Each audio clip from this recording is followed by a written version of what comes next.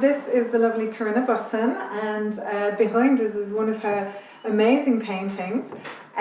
Corinna's solo show called Caught in a Fast Lane is starting this evening, and we just wanted to give you a bit of an insight into Corinna and her work. So, Corinna, Caught in a Fast Lane, what does it all mean? It's what we're experiencing right now, I feel. I mean, just experiencing that pressure of having to keep up with daily life on the internet and social media. That's what's really influenced that more and more. Timing is really interesting, of course, isn't it? Because with the virus, that people are really concerned. Lots of people are working from home, so actually we're even more so on the internet than we might otherwise have been. And we actually need to use this to stay in touch rather than it being extra and add-on. Now, because definitely from your paintings, what we get is a sense of busyness and urgency and a bit of chaos, actually. You know, sometimes you're not entirely sure what you're looking at. And often I think I've read that most people look at social media posts for a maximum of 30 seconds. So that's extraordinary, how much information we're glancing by. And so you get this idea of a flickering movement, which is really interesting. Flashing screens, and then it's like you accidentally press something on your phone and there's music blaring out and things are flashing and you think, how do I get out of this? You know, you get locked into something, and all that's informs the work, really, doesn't it? And also that feeling of everyone's trying to get their voices heard. Look at me, kind of. That's true, constant cramming in. That's why, I called one of mine's titled Squeeze Box. You get slithers, you get fractions, little slithers of images that are all just trying to be seen, faces constantly appearing, disappearing. Because you want to be, when we go on social media, we want to be dominant. We want to be seen, don't we? We're all fighting this. But that's the point. Where is the dominant image? You know, and I think the work definitely plays with that. Sometimes there is a dominant image, and there's other people kind of fading into the backgrounds, and then sometimes it's like, it's very, very busy, and we're not quite sure where we are. It's interesting, some of your pieces are quieter than others and some are really busy, but often, I would say all of it has layers, and it's and I'm interested in that because it means automatically you don't see everything. Some things are covered up and some things are exposed. But you've talked about that before, in the fact that you feel sometimes you excavate your images. Yes. So do you think that comes from your background as a printmaker in terms of informing your painting, or? Yes, definitely.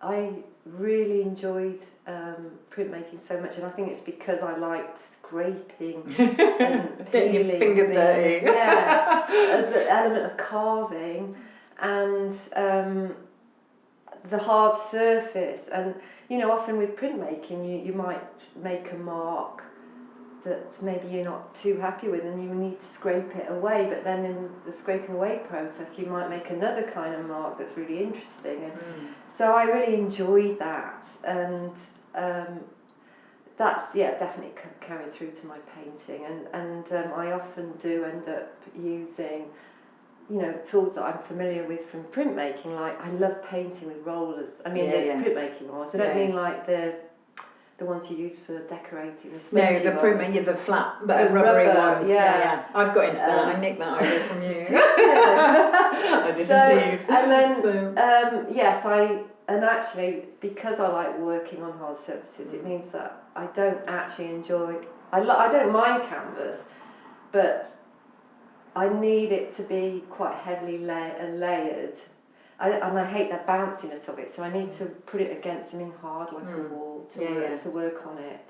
I completely get that. Yeah. So, I mean, canvas is more practical, but if I didn't have to, I would sooner work on a board that size, but it just makes it too impractical. Yeah, it makes it very heavy, doesn't it? But you can get some good textures, and you kind of almost ignore the canvas, don't you? Again, you want to put collage on it, you stick collage on it. You want to, use quite industrial tools, you'll do that, and I think that's what makes the work interesting and exciting, because canvas doesn't always, lend itself to that kind of process. And so it's quite exciting to see those layers and that, all of that going on a canvas surface. I mean, there's certainly one in the show where I'm going, what on earth has she done there? There's so much going on. Yeah. And that's really exciting, because you talk about the glimpse and things kind of hiding or moving away. But oh dear, that's a phone. Apologies. And it's the fact that you can actually look at your paintings for a long time, because there's so much in it. It's not a quick look. There's lots and lots to look at, and so actually you've taken something which is frustrating and turned it into an object that is not only fascinating and intriguing, but rather beautiful as well, just in terms of the surfaces and the colours. And I think that makes for great pieces of work. Also, what people will notice is it's women. Very definitely women. Of course, the faces can be quite androgynous. Yeah. But I think certainly the history of kind of women and the view, or to being viewed, is kind of very writ large with social media. But it's interesting that nobody has ever really commented, where are the men? Most people just go, oh, they're really interesting, fascinating images, and people get it. Did you make a conscious decision to only do women, or do you think it's just because you are a woman? Yeah, I mean, I didn't make a deliberate, conscious decision just to do women. It's just emerged that way. I mean, I think it's since having, I grew up with 3 sisters, and then I've got a daughter, and then experiencing her growing up, bringing her friends, and then being familiar with, the conversations they were having, relationship she was having with her friends. I just kind of thought, oh, I remember that myself. And I'm so familiar with the female experience. Yeah, the female experience, the gestures, the little signals they give, the subtleties that happen in conversations. It's just, I don't know about that with blokes. I'm painting about something I'm familiar with, you know? So, yeah, and it's just become a really rich subject. Oh, but absolutely, absolutely. I mean, women taking selfies of themselves in the street. I mean, you don't tend to see blokes doing that so much. No. So that alone is like a fascinating little scenario to.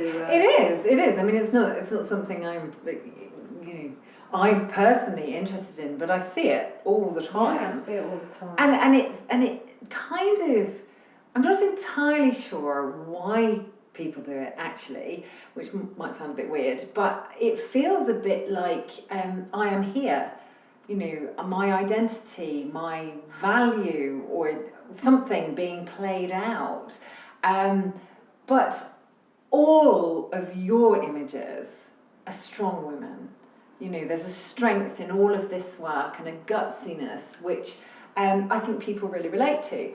And without trying to be north-south dividing, I have noticed that the northern sensibility likes a bit of grit. They do. They do. No, There's a bit of gutsiness that seems to really appeal. They do tend to definitely go for the stronger, more dramatic pieces here. Possibly darker pieces. And the darker pieces. Yeah. I noticed that. Yeah. Definitely. It is really interesting. Yeah. And I don't disagree, which is really, really good. Well, Sheffield lass. Sheffield lass, indeed. Sheffield Yeah, lass. that's right. And people do like a bit of that. They like a bit of that. People do say, where's she from? I say, well, she's from Sheffield. She's currently living and working in London, but you're never too far away because you've got family here and you come regularly. So, is there anything you would like to say about the show or about the work, or just come along, people, and come and see it? Yeah. But I think you've hung it beautifully, actually. Oh, thank you very much. I'm really pleased. Thank you. So we've got a lot of pictures in the show. We've got very large pieces, as you can see, through to teeny tiny pieces that are about 4 by 6 centimetres in size. And for the first time, actually, we've got your sculptures. Because did you start making them when you were in Chicago? Yeah, it was an opportunity to work in this open access ceramic workshop. It wasn't intended, it's actually quite accidental. Oh, right, okay. I ended up inquiring about something. Next thing I knew, I was handed some clay to play with, and then it just exploded, and I ended up having this whole big, I made this whole big body of work for a show in Chicago.